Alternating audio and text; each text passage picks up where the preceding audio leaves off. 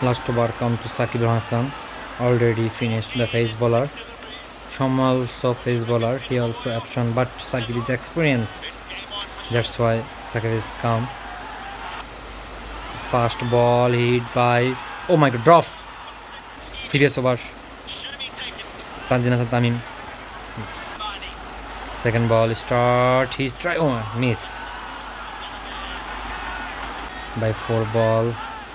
Again he down the wicket and hits the ball. Maybe it get boundary. Yes, it hits the 6. Muzarban hits the 6. Bangladesh. Now the pressure. Zimbabwe. Drawing now. Sakib ball is wide and maybe out. Sakib Al Hasan is clever bowler.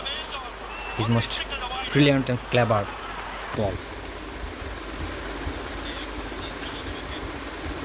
That's it, great. Sakib Al Hasan clever. Start the ball. What happened? Bolt! That's great, Sakib Al Hasan. His number all-rounder. Why he is number all-rounder? His experience, he's clever, he's superstar.